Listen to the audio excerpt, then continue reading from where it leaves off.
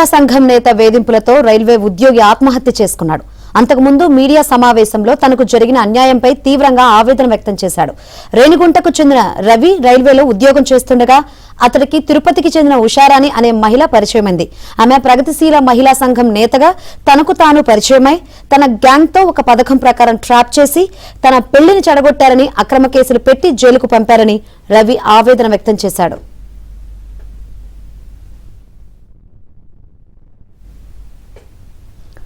Railway ఎస్ఆర్లో భారీ స్థానంలో ఆమె పేరు చేర్చాలని ఒత్తిడి తెచ్చిందని, ఉద్యోగం కోసం తనను చంపేందుకు కూడా ప్లాన్ చేశారని ఆరోపించాడు.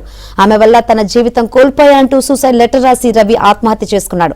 ఈ ఘటనపై కేసు నమోదు చేసుకున్న పోలీసులు దర్యాప్తు చేపట్టారు. ఈ ముఠా బారి నుంచి తన తల్లికి రక్షణ కల్పించాలని రేణిగుంట పోలీసులు, మంత్రి లోకేష్, డిప్యూటీ సీఎం పవన్ కళ్యాణ్ న్యాయం చేయాలని రవి వేడుకున్నాడు. నమస్కారం అండి, నా పేరు రవి. నేను రేణిగుంటలో ఉన్న తిరుపతి వర్క్షాప్లో టెక్నీషియన్గా పనిచేస్తున్నాను. నాకు కొన్నాళ్ళ కిందట తిరుపతిలో ఉన్న ఉషారాణి అనే ఒక మహిళ పరిచయం అయింది. ఆమె మహిళా సంఘం, ప్రగతిశీల మహిళా సంఘంలో పనిచేస్తుంటుంది. అలాగే ఐద్వాలోను, ఇంపాక్ట్ ఫౌండేషన్లోను, సిపిఐ పార్టీలో కూడా కార్యకర్తగా పనిచేస్తుంటుంది. నాకు ఆమెతో పరిచయం ఏర్పడింది. ఆమె నిత్య పెళ్లి కూతురులా మారి పలుగురిని ట్రాప్ చేసి వాళ్ళ దగ్గర నుంచి డబ్బులు దోచుకుంటుంది. వాళ్ళు పెళ్ళిళ్ళ పేరుతో, ప్రేమ పేరుతో వాళ్ళకి దగ్గర అయ్యి వాళ్ళ నుంచి డబ్బులు దోచుకుంటుంది. అదేవిధంగా నన్ను కూడా ట్రాప్ చేసింది. నాకు పెళ్లి కుదిరిందని సమాచారం తెలుసుకున్న ఉషారాణి సిపిఐ పార్టీ రాధాకృష్ణ అనే వ్యక్తితో, అలాగే మహిళా సంఘం నాయకురాలు విజయలక్ష్మి అనే వ్యక్తితో ముగ్గురు కలిసి నా పెళ్లిని ఆపేసి నా రైల్వే ఎస్ఆర్లో ఆమె పేరుని ఎక్కించుకొని నన్ను చంపేసి నా ఉద్యోగాన్ని పొందాలని నా మీద ఒక కుట్ర పన్నారు. ఆ కుట్రలో భాగంగానే నా పెళ్లిని ఆపేశారు. ఆపివేసి నేను తనతోనే ఉండాలని, తన ఇంటికి రావాలని, తనతోనే వివాహేతర సంబంధం పెట్టుకోవాలని నన్ను ఫోర్స్ చేశారు. నేను కుదరదు, నేను రాను అని చెప్పినా కూడా వినకుండా ప్రతిరోజు నన్ను మా ఇంటికి వచ్చి నన్ను బలవంతంగా వాళ్ళ ఇంటికి తీసుకువెళ్ళడం జరిగింది.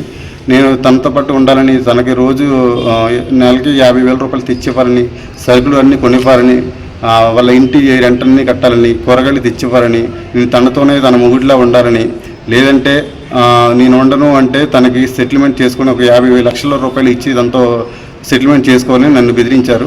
నేను కుదరదు అన్నాను.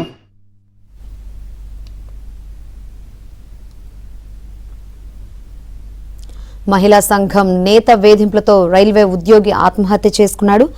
మరిన్ని వివరాలు అందించేందుకు మా ప్రతినిధి దినేష్ సిద్ధంగా ఉన్నారు.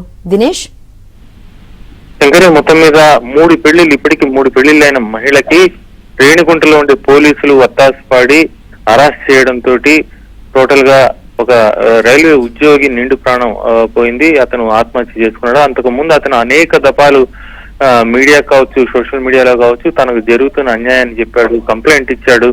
ఆమెకు 3 పెళ్లిళ్ళు ఇప్పటికీ అనేక కేసులు, ఎవరైతే ఇంతకుముందు 3 పెళ్లిళ్ళు అయిన సందర్భంగా ఎవరెవరిపైన ఎలాంటి కేసులు పెట్టి ఎలా వేధించింది, వాళ్ళని ఎలా పెళ్లి కాకుండా కూడా బెదిరించింది, అన్ని విషయాలు కూడా అతను విత్ ప్రూఫ్స్ తో సహా ఇచ్చినప్పటికీ సిపిఐ సంబంధించినటువంటి తిరుపతిలో ఉండేటువంటి సిపిఐ నేతలు రాధాకృష్ణ కావచ్చు, విజయలక్ష్మి, ఎవరైతే ఈ మృతికి కారణమైన ఉషారాణి, 3 పెళ్లిళ్ళు చేసుకున్న ఉషారాణి, వీళ్ళు పూర్తిగా అతన్ని అడుగడుగున వేధించి అతన్ని భార్యగా అతన్ని ఎస్ఆర్ లో పేరు నమోదు చేయాలని, అలాగే ఇన్సూరెన్స్ లో కూడా నామినీగా నమోదు చేయాలని చెప్పి విపరీతంగా బలవంత పెట్టారు. దాంతో పాటు బలవంతంగా అతనితో ఈమె ఉన్నట్టుగా అతని గుడ్డలన్నీ కూడా తీసేసి, అతని గుడ్డలు తీసి ఈమెతో ఉన్నటువంటి ఫోటోల్ని కూడా బలవంతంగా ఫోటోలు తీసి, ఆ ఫోటోల్ని ఇతను పెళ్లి సంబంధాలు చూస్తుంటే వాళ్ళకి పంపించి ఇతనికి పెళ్లి కాకుండా చేయడం, ఇలా అడుగడుగున చిత్రహింసలు చేసి పూర్తిగా ఆత్మహత్య చేసుకునే స్థితికి తీసుకువెళ్లడంతో అతను చనిపోయిన పరిస్థితి ఉంది.